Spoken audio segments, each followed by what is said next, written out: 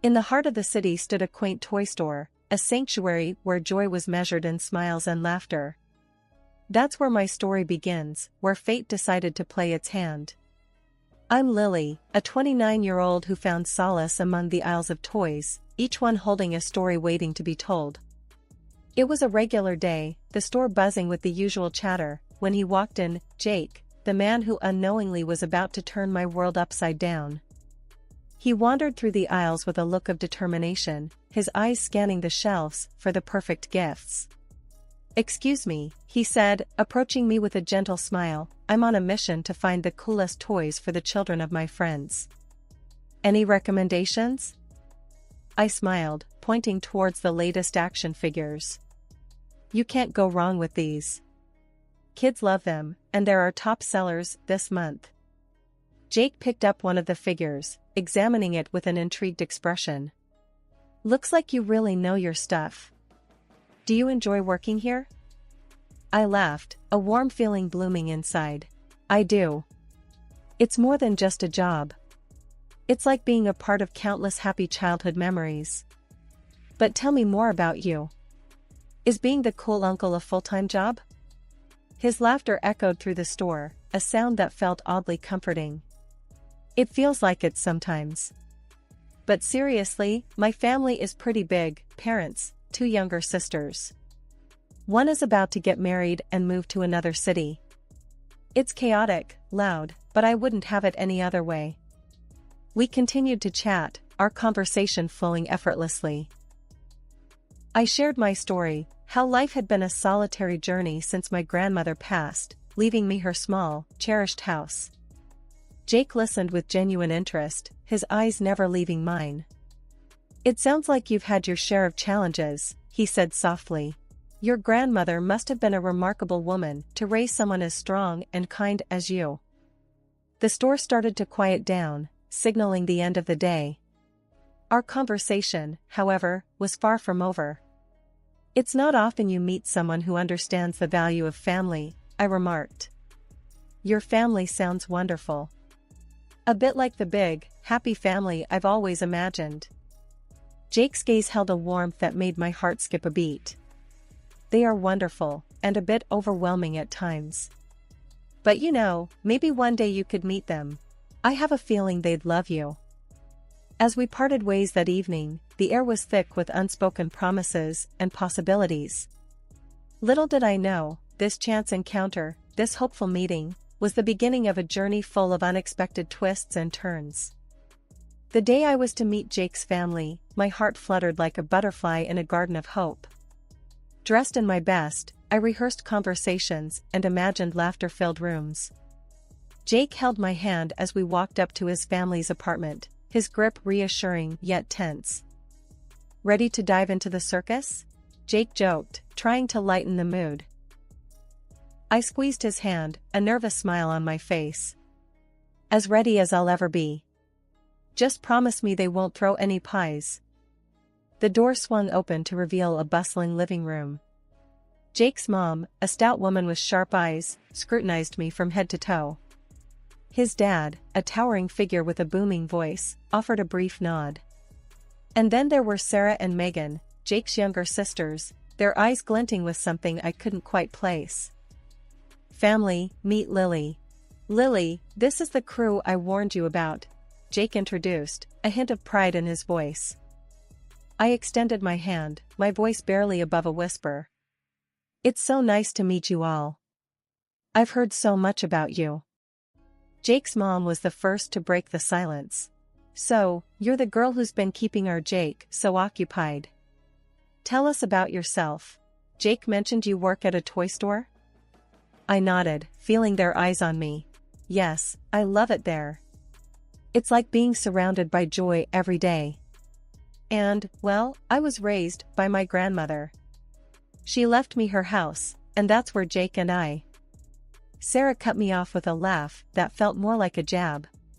"Raised by your grandmother, huh? That explains the antique vibe you've got going on. What is this, a retro fashion statement?" The room erupted with laughter. Jake's dad chuckled. "Good one, Sarah. Lily, you'll get used to our family humor. I forced a smile, my heart sinking. This wasn't the warmth I had anticipated. It felt more like walking into a frost. Jake tried to smooth things over. Come on, guys. Let's not start the roast just yet. Lily's got a great sense of style. Right, Lily? But the damage was done. The evening dragged on, each minute heavier than the last. Sarah and Megan's remarks, veiled as jokes, felt like thorns. Jake's parents, though not as overt, had a dismissiveness that stung. And Jake, bless him, seemed caught between a rock and a hard place, his laughter forced, his glances apologetic. As we left that night, the door closing behind us felt like the end of a performance I never wanted to be a part of. Jake's hand in mine felt distant, and the family I had hoped to embrace seemed like a mirage that had vanished, leaving behind a bitter aftertaste of reality. Sorry about that, Jake murmured as we walked down the corridor. They can be a bit overwhelming. But it'll get better, I promise. I nodded, the words tasting like ash. It's fine, Jake. Maybe it's just first meeting jitters.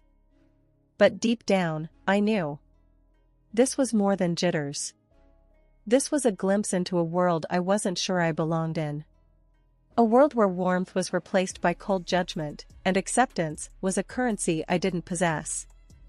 And as we walked back to my quiet, humble house, I couldn't help but wonder if the fairy tale I had dreamed of was just that, a dream, now slowly dissolving into the disappointing introduction of reality. The evening I walked into my home, expecting the usual quiet comfort, only to find it disrupted, remains etched in my memory. The lights were on, a sure sign someone else was there. A sense of intrusion crept over me. I dialed Jake's number, my voice trembling with unease. Jake, I think someone's in our house. The lights are on, and you're not home. His laughter on the other end jolted me. Oh, that's just Sarah. I gave her our spare key. She wanted a place to chill. I stood frozen, disbelief and anger intertwining. You gave your sister a key to our house, without asking me? Jake's tone was dismissive. Come on, Lily. She's my sister. Plus, it's not like she's a stranger. As I entered the living room, there she was, Sarah, lounging on our couch, my personal laptop open in front of her. The sight felt like a violation of my private space. Sarah, what are you doing? That's my laptop, I said, my voice firm yet controlled. She didn't even bother looking up. Relax, Lily. We're family now. I figured what's yours is mine, right? That evening, when Jake returned, I confronted him. Jake, your sister can't just barge into our house and use my things without permission. It's not right. His response was infuriating. Lily, you're overreacting. She's just using the laptop. Don't make a big deal out of it. But it is a big deal to me, Jake. It's about respect and privacy, I argued, my frustration growing. Jake just shook his head. I don't see the problem here. She's family. You need to be more accommodating. From then on, Sarah's visits became a regular occurrence. She'd walk in whenever she pleased, treating our home like it was her own. It wasn't just the intrusion that bothered me, it was her complete disregard for our privacy. She'd leave dishes in the sink, move my things around, and never once asked if it was okay. Every time I brought it up with Jake, he brushed it off. She's just comfortable here. Isn't that a good thing? Why are you so hung up on these little things? But they weren't little things to me.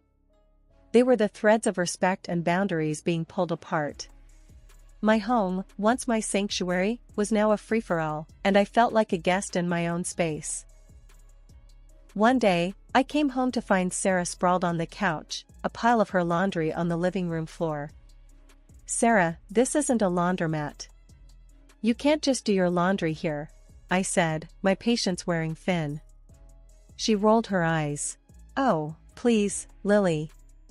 It's not like I'm asking you to do it for me. Plus, your washer is way better than ours. I couldn't believe the audacity. This was more than just familial comfort, it was entitlement. And Jake's inability to see that, to stand up for our space, was driving a wedge between us. Weekends used to be my retreat, a time to unwind and recharge. But that changed when Jake's family decided our home was their new weekend getaway. It started one Saturday morning. I was greeted not by the quiet I cherished, but by the loud chatter and laughter of Jake's family sprawled across my living room. "Morning, Lily. Hope you don't mind, we thought we'd spend the day here. Our place is a bit cramped at the moment," Jake's mom announced cheerily as if they'd done nothing out of the ordinary. I stood there, dumbfounded, my private sanctuary turned into a public domain without my consent. Sure, I wasn't expecting visitors, but make yourselves at home," I managed to say, the words tasting bitter. Jake, who had seemingly forgotten the concept of personal space, chimed in. "Isn't it great, Lily? The more, the merrier, right?" The day dragged on, their presence an overbearing weight. The living room, once my haven of peace, was now a mess of loud conversations, clutter, and the overwhelming scent of food. They acted as if it was their right, their house. As the day turned into evening, Jake's mom called out from the chaos, "Lily, dear, could you whip up something for dinner? You're such a fantastic cook, and we're all famished." The audacity of the request left me reeling. "Actually, I was planning to order in tonight," I replied, trying to mask my frustration. Jake's dad laughed, a booming sound that filled the room. "Why order when we have a chef in the house? Come on, Lily, show us what you've got." I felt trapped, my own desires and comfort overshadowed by their imposing presence. Cooking in my kitchen, I felt like a stranger, an outsider catering to the whims of uninvited guests. Later that evening, I tried to talk to Jake about it. "Jake, this isn't working for me. Your family can't just take over our home every weekend." Jake, ever the family man, just shrugged. "They're just being family, Lily. This is what families do. You're overthinking it." "But it's our home, Jake. Our space. There should be limits, boundaries," I argued, my voice a mix of plea and demand. He didn't get it, or he chose not to. "Lily, they're not doing any harm. We have the space, why not share it?" I went to bed that night with a heavy heart, the sounds of their laughter and chatter a stark reminder of how my sanctuary had been breached. My home, my rules, my peace, all invaded without a second thought. And the man I shared my life with couldn't, or wouldn't, see the lines being crossed. The once peaceful sanctuary of my home had become a battlefield, the air thick with tension and unspoken words. After countless disputes over the invasion of my privacy, I had retreated to my bedroom, the only space I foolishly thought was still mine. But even that last refuge was about to be snatched away. It was early Saturday morning, the kind of morning where the world should have been still and quiet. But tranquility was a stranger in my own home. I was jolted awake by the sound of my bedroom door being flung open. Disoriented, I blinked against the harsh light as the figures of Jake's parents loomed in the doorway. What are you doing?" My voice was barely a whisper, shock rendering me almost speechless. They didn't even flinch at my obvious discomfort. Instead, Jake's mom, with a sweep of her hand that felt like she was claiming territory, announced, "We've decided this will be our room now. It's the nicest in the house, after all." Jake's dad nodded in agreement, his eyes scanning the room, not as a guest, but as someone assessing their property. "Yep, this will do. And don't worry, we left our apartment to Sarah. She needs it more than we do." Their words hit me like a physical blow. This was no ordinary intrusion, this was a full-blown takeover. My room, my private space, was being stripped away right in front of me. Shaken, I scrambled out of bed and found Jake in the kitchen, oblivious or indifferent to the chaos. "Jake, we need to talk. Now. Your parents can't just take over my room like this." Jake sipped his coffee, unfazed. "Lily, Why are you making such a big deal out of this? They're just trying to be comfortable. Besides, you can stay in the attic, right? His words stung more than I thought possible. The attic? Jake, are you listening to yourself? This is my house, and your family is treating it like a hotel. He shrugged, a gesture that spoke volumes of where his loyalties lay. Well, it's their house too now. You can fix up the attic. It could be a nice project for you. I stood there, disbelief and rage coursing through me. My home, my sanctuary, was being carved up and handed out like slices of pie, and the man I had pledged my life to was holding the knife. As Jake walked away, leaving me to grapple with the reality of the situation, I realized I was alone in this fight. The home I had built, the life I had envisioned, was being dismantled, piece by piece. And the one person who should have been my partner, my ally, was the architect of my despair. But as I stood in the shell of what used to be my refuge, a fierce determination took root. This was my home, my life, and I wasn't about to let it be taken from me. The battle lines were drawn, and I, Lily, was ready to reclaim what was rightfully mine. The night before Jake and his family left for the wedding, the house was thick with tension and unspoken words. They laid down their plans, like a king dictating to his subjects. We're off tomorrow, Lily, for Megan's wedding. You'll have the house to yourself for a week. Should be plenty of time to get your new attic room ready, Jake's mom declared with a smirk. Jake chimed in, a cold look in his eyes. Yeah, Lily. It's only fair. Mom and Dad need the space. It's a small sacrifice, really. Their laughter echoed through the house, a cruel soundtrack to the mockery of my life. The door closed behind them the next morning, the silence they left behind heavy with the weight of their words. But as the sound of their car faded away, a new resolve rose within me. I had always thought a big family was a blessing, but their presence in my life had turned into a curse, one I was determined to break. The first step was clear and unwavering. I marched to the local hardware store, the determination in my steps ringing louder than the jingle of the door as I entered. I need new locks for my house, I declared to the clerk, my voice a mixture of resolve and newfound strength. As I returned home, the new locks in hand, each click and turn of the screws as I installed them felt like a proclamation of my independence, a reclamation of my space. This house, filled with memories of my grandmother and the dreams I had for my own life, was mine and mine alone. With the new locks firmly in place, I turned my attention to the next task. Jake's belongings, once scattered throughout the house, were methodically packed away.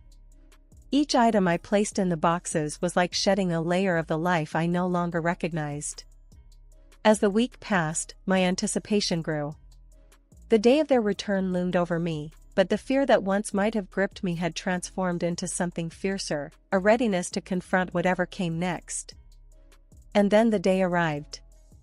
The sound of their car pulling up, the confused voices as they found their keys no longer worked, the rising volume as reality set in, it was a symphony of my making. What's this, Lily? Playing games now? Open this door. Jake's voice was a mix of command and desperation, his words hammering against the firm resolve that shielded me. I opened the window slightly, my voice steady and unwavering. It's no game, Jake. It's reality. The reality where I reclaim my home and my life. Your things are outside. You can take them and go. His mom's voice cut through next, sharp and accusatory. You think you can just throw us out like trash? After we welcomed you into our family? The irony of her words almost made me laugh. Welcomed? No, you invaded, you disrespected, and you overstepped every boundary. This is my home, and it's time you all accepted that. The voices rose, a cacophony of disbelief and anger. Jake's dad, his voice booming, joined in. You can't do this to us, Lily. We're family. Family sticks together. I shook my head, a slight smile playing on my lips. Family respects each other. family supports and loves, not belittles and takes over. What you call sticking together felt more like being trapped. That's not family, that's a hostage situation. Their pleas turned into threats, their threats into insults. But with each word they hurled at me, my resolve only grew stronger. I had built a fortress, not just of locks and doors, but of self-respect and dignity.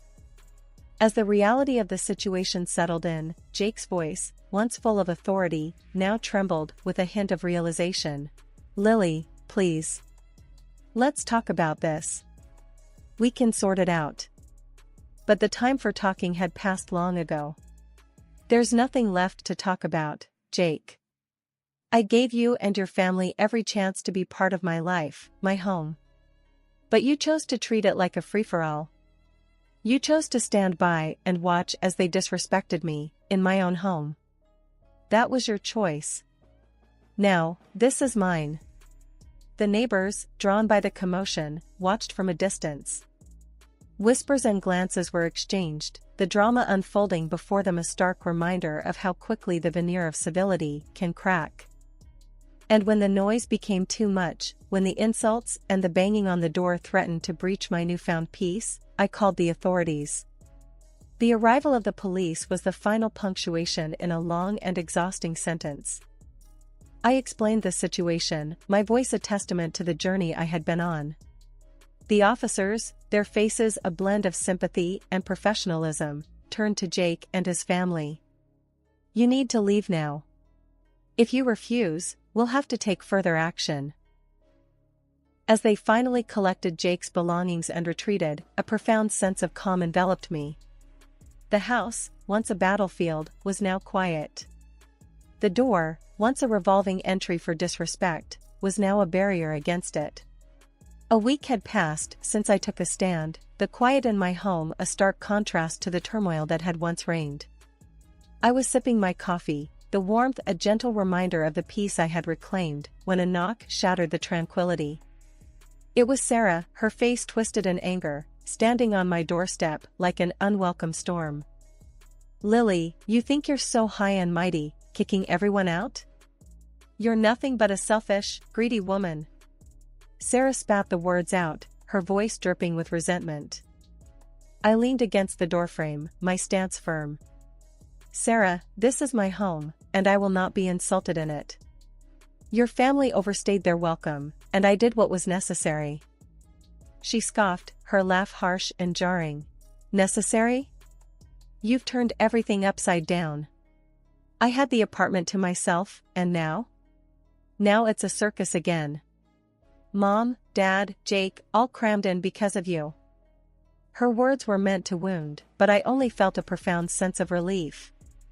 "That's not my problem, Sarah. You all made your choices, and now you're living with them." Sarah's face reddened, her anger a tangible force. "You can't just toss us aside like this. We're family." I shook my head, a sad smile on my lips. "Family doesn't treat each other the way you treated me. I gave you all chances, but you chose to ignore them. I deserve respect and peace in my own home." Her words became a blur, insults and accusations thrown aimlessly. But they no longer touched me. I had built a wall, not just of locks and doors, but of self-respect and resolve. As she continued her tirade, I realized the truth in her words. Her anger wasn't just about being thrown out, it was about the loss of her comfort, her space. And that realization only strengthened my resolve. After what felt like an eternity, I cut her off. "Sarah, this conversation is over. Your family's actions brought you to this point. I suggest you focus on finding a solution, instead of wasting your time here." With that, I closed the door, the sound a final note to her symphony of fury. I filed for divorce, my heart heavy but certain. Jake's pleas, his family's insults, all blocked and left behind. I was free, truly free, not just from their physical presence, but from the weight of their disrespect. I started to rebuild, my home once again a sanctuary, my life my own. As days turned into weeks, the memory of them faded like a bad dream in the morning light. My peace was hard-won, but it was mine, a testament to the strength I never knew I had. And in that peace, I found not just solace, but a profound sense of triumph.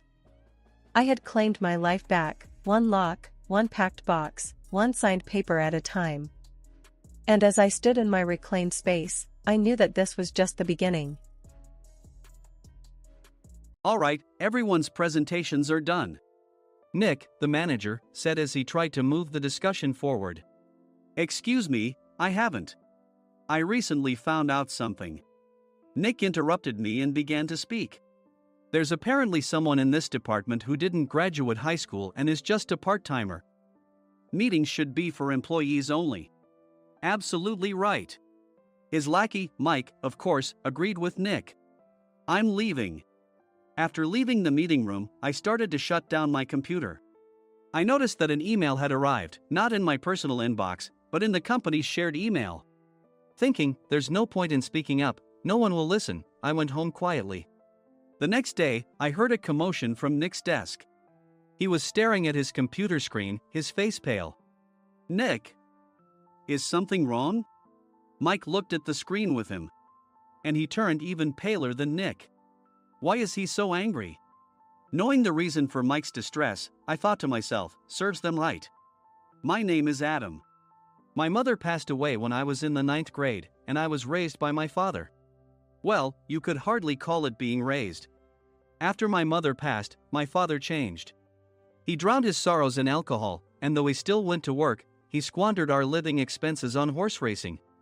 Because of that, I had to start working part-time as soon as I entered high school. Every month, I went to the convenience store with bills in hand that couldn't be auto-deducted from my father's account. Even though I endured it because I didn't want to be alone, I reached my limit in my second year of high school and dropped out. I found a live-in job at a distant inn. Thank you for everything. The day I left home, my father, still staring at the TV, spoke. Take care. That was our last conversation. Back then, 18 wasn't the age of majority, so I needed my father's permission to work, and I couldn't hide my place of employment. Yet, my father never visited me even once. I kept working just to survive, and before I knew it, I was 42. Years of hard work paid off, and I was transferred to the headquarters. I was thrilled to be recognized by the company, as I thought I'd be working in the field until retirement due to my lack of formal education. Listen up. Our work can change the future of our employees.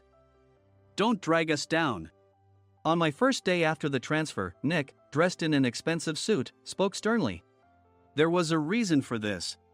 Our inn was located in a prominent tourist destination, known so well that everyone in the state could sing its commercial jingle. At its peak, we had 5 locations within the state. But that was long ago. Due to financial difficulties and aging facilities, only the place where I had worked for many years and the original establishment remained. I was prepared to lose my job anytime, but now there was a glimmer of hope. With the rise of social media, the tourist area where the inn was located started gaining attention again. Depending on how hard the sales department, where I was transferred, worked, we could either thrive or be forced to give up this prime location to the new hotel chains continuously popping up. For Nick, who had switched careers from another industry to strengthen our sales, this was a battle he couldn't afford to lose. I understood why he had to be strict. I will do my best. Nick sneered at my enthusiastic declaration. Did you not hear what I said? I'm sorry. I thought I was listening carefully. Out of habit from years of customer service, I apologized reflexively, though I had no idea what had offended him. Someone was watching me with a smirk. In this department, there are those who are expected to excel and those who have been shoved here because they have nowhere else to go. You are the latter. It was Mike, the section chief. He's 7 years younger, at 35. But he was called to headquarters much earlier than I was and had been moving around within the headquarters ever since. I'm not jealous, but I can't accept that he's my boss. Graduating from a prestigious university, he has an unusually high pride and caused many problems as a newbie, making things very difficult for me when I was the front desk leader. When I found out Mike was transferred to the sales department a month before me, I was disheartened.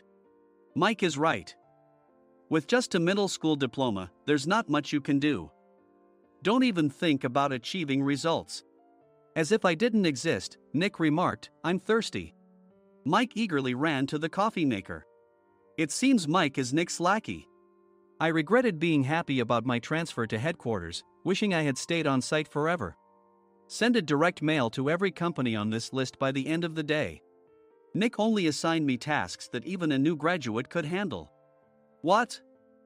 There are over 1,000 companies. You want me to send to all of them by today?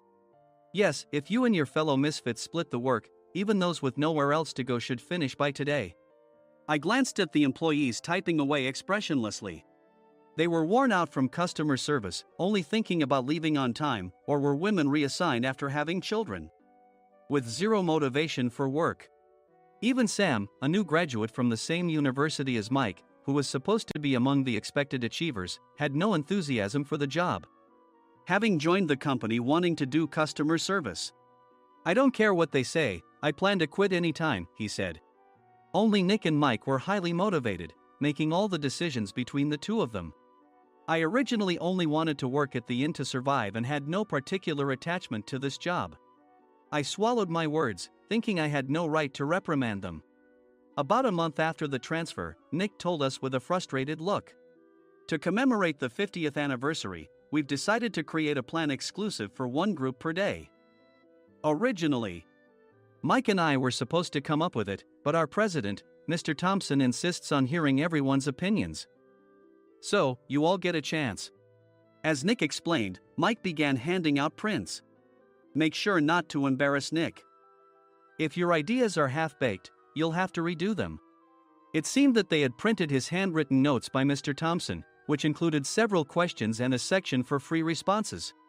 It made sense why Nick had to seek our input, given that all responses had to be submitted to Mr. Thompson. We were given a week to think about it, and a meeting was scheduled to compile our ideas. My plan is to let guests enjoy both the old and modern America. Nick began the presentations. Guests would watch a master confectioner at a nearby traditional sweet shop make sweets in front of them. The welcome drink would be premium tea in a bottle. Nick's plan was certainly attractive. After his presentation, Nick called on us to present in the order we were seated. Just as I stood up for my turn. All right, everyone's presentations are done. Excuse me, I haven't. I recently found out something. Nick interrupted me. There's someone in this department who didn't graduate high school and is just a part-timer. He was likely talking about me. I joined the company as a part-timer and was made a full-time employee when I turned 20.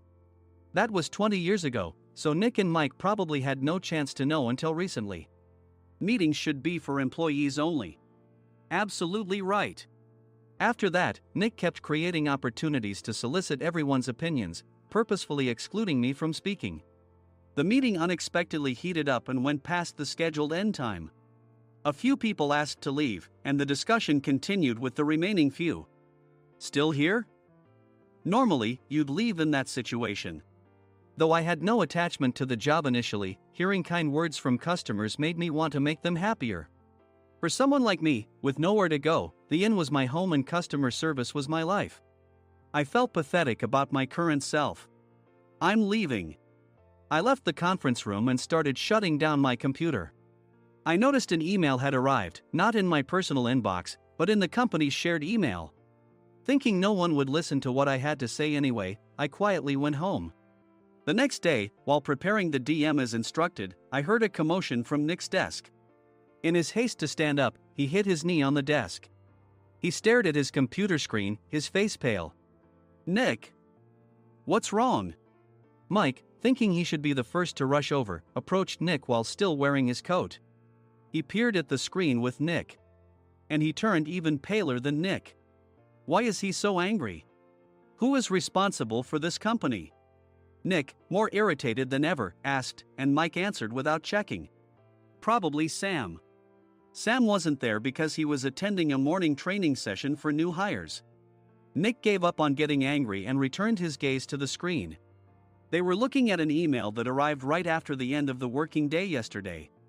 Apparently, no one, including me, had checked it before leaving. The email was from a large company that used us for their annual employee trips. The president and executives of that company also frequently used our services personally. President of the company, Mr. Mason himself, had declared that neither he nor his company would ever use our services again. Well, some companies cancel their employee trips or stop using our services due to financial struggles. Let's just move on. Mike kept wiping the sweat from his forehead with a handkerchief. Knowing why Mike was so agitated, I quietly watched their interaction. Do you know how much revenue we get from that company? We can find other guests to fill the rooms, but we'll lose the banquet costs, gift shop revenue, rental car fees, and more. Moreover, the gifts were supposed to be prepared by the traditional confectionery shop involved in Nick's proposed plan. If it's known that we incurred such a huge loss at this critical time, Nick's position in the company would be jeopardized. Nick took a deep breath, seemingly trying to calm himself. All right, Mike. Go to New York right now and apologize to Mr. Mason. What? You're coming with me, right? I have urgent work to do. I trust you, which is why I'm entrusting this to you. Please. Mike, believing Nick's sincerity, agreed with a determined look on his face, saying, yes. That's Nick for you. Even if Mike went to apologize, Nick would shift all the blame onto him if the client didn't change their mind. Well, it was Mike's fault to begin with, so it served him right. About 3 hours later, Sam answered a call from somewhere and repeatedly apologized, saying, I'm very sorry. Everyone watched to see what was happening. After ending the call, he informed Nick with a weary tone. When Mike arrived at the client's company, he only made things worse, further infuriating Mr. Mason. He was demanding, get his boss here immediately. It was no wonder Sam was exhausted, dealing with such a call right after returning from training. What is that idiot doing? All right, Adam, you're coming with me. If sacrificing Mike didn't work, then I must be next. Normally, I'd want to refuse at all costs, but I saw an opportunity in this situation. If I can be of assistance, I'd be happy to join you. I obediently followed Nick, and we flew to New York. When we introduced ourselves at the reception, it became clear how serious the situation was, as the receptionist personally escorted us to the president's office. Angry voices leaked through the door, making both Nick and me uneasy. Excuse me. I'm Nick, the supervisor. I understand my subordinate has caused you trouble, and I deeply apologize. Nick, with his experience in the corporate world, knew enough to offer an apology before excuses. However, his customer service skills left much to be desired. I sighed as I saw Mike trembling like a small dog in the corner of the room. What kind of training are you giving your subordinates? Mr. Mason glared at Nick with a red face. The intensity of his gaze made even Nick take a step back. Regrettably, I joined this company only 2 years ago and was unaware of Mike's issues. I should have identified his shortcomings sooner. Indeed. I should have realized sooner. No sensible person would come to apologize and then give a lengthy presentation on the drawbacks of not using their in. Nick froze, his mouth slightly open. Suspecting the worst, I picked up the documents that had fallen to the floor. It seemed Mike hastily prepared these documents on the plane, listing the disadvantages. Disadvantage 1: if you change the venue for the company trip, employees might suspect it's for cost-cutting reasons, leading to a negative impression. Reading it aloud half-jokingly, Nick snatched the papers from my hand and checked the contents with a furious expression. Among the stack of documents was a receipt from a nearby convenience store's copy machine. I felt a pang of dread, hoping he hadn't shown the receipt as well. What do you think he said when I asked what kind of nerve he had to do this? I'm very sorry. Faced with the dire situation, Nick must have thought there was nothing left to do but apologize. In a voice smaller than I'd ever heard from him, he uttered words of apology. He said, I'm a Harvard graduate. I don't believe I said anything wrong. Mike, what have you done? Forgetting his plan to pin the blame on Mike, Nick yelled loudly, even in front of Mr. Mason. I didn't do anything wrong. You're still saying that? Look at him. Mike pointed at me with a shaking hand. I was assigned to headquarters in my 20s and now I'm a section chief. This guy only made it to headquarters at 42. Everything I've done proves I was right. So why are we losing the contract? Having said his piece, Mike collapsed to the floor. Of course. You were sent there because you had nowhere else to go. Mike never expected to hear such words from someone he looked down upon. He lunged at me, and Nick hurriedly stepped in to stop him. Mr. Thompson told me Mike is a quick thinker, and to take good care of him. There's no way he was pushed aside. Don't make things worse here. He didn't say quick thinker, he said only quick-witted, didn't he? I don't remember that part. I recalled the many troubles Mike caused when he was a newbie. When Mike was on the front line, his pride was so high that he never apologized to customers. Customer service, especially in our job, doesn't work alone. It brings both good and bad situations. If the front staff or housekeepers made mistakes, or the cleaning company didn't properly clean a room, one had to apologize to the customers regardless of personal fault. Mike, in such situations, would never apologize, insisting he wasn't at fault. This often angered customers, and as the front desk leader, I frequently had to apologize on his behalf. He caused complaints and disrupted operations, which is why he was quickly moved to headquarters. In departments where he didn't interact directly with customers, his quick thinking was beneficial and things went well. But it seemed his flaws were starting to show. Corporate reservations are supposed to be entered into the system by the sales representative. But a quick check yesterday revealed that more than 10 items were missing from the client's reservation. The handover document clearly stated what needed to be prepared. Why didn't you enter it into the system? Why do we have to give them special treatment? Filling rooms near the banquet hall, setting up all the food in advance. Specifying the brand of wine, they're too demanding. No wonder he always angered customers, I thought, feeling a headache coming on.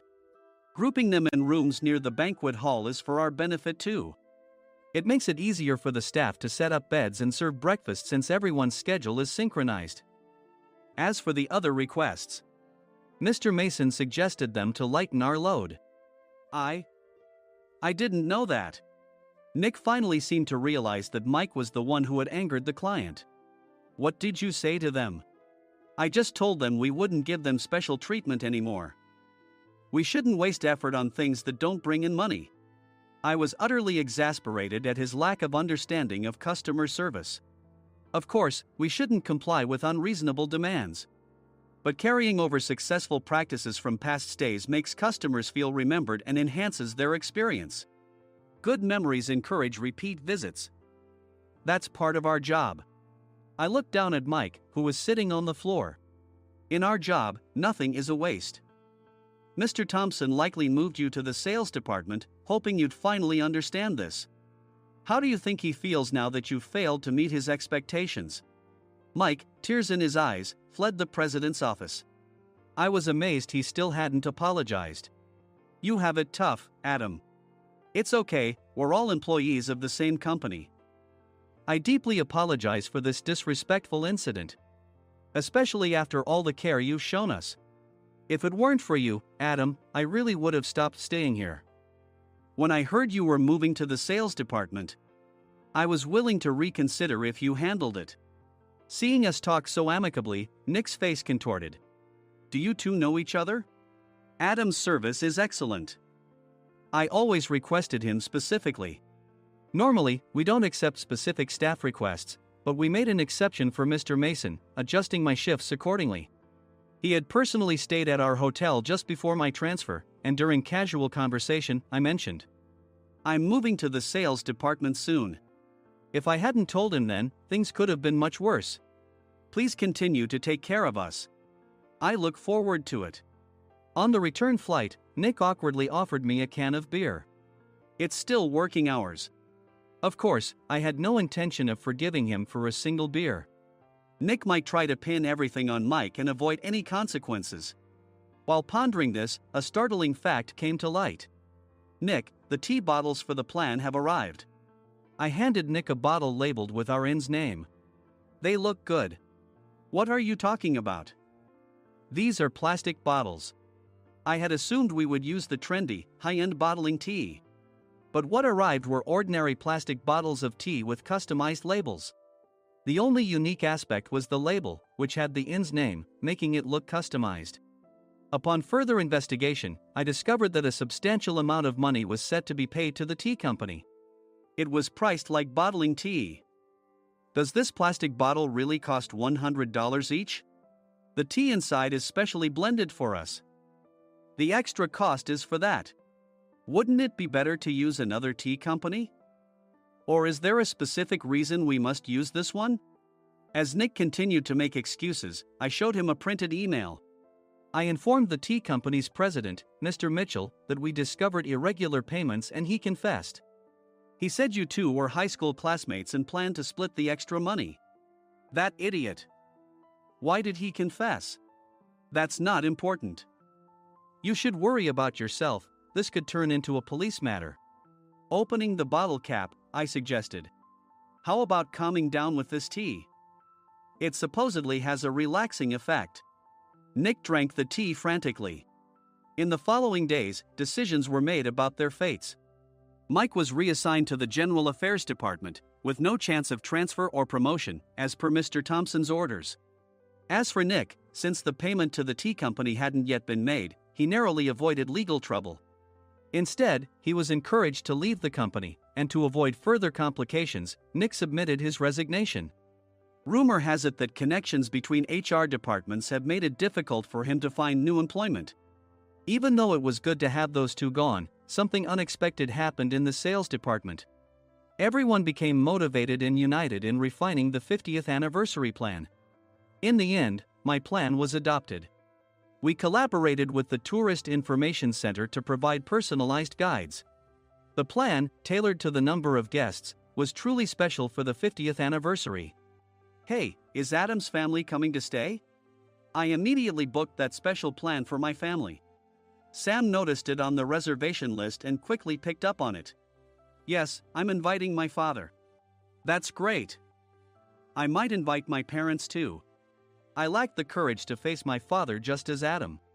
But here, with the confidence Mr. Mason praised, I felt ready.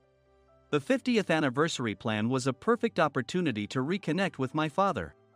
I hoped to bring back the days when we could laugh together as we once did.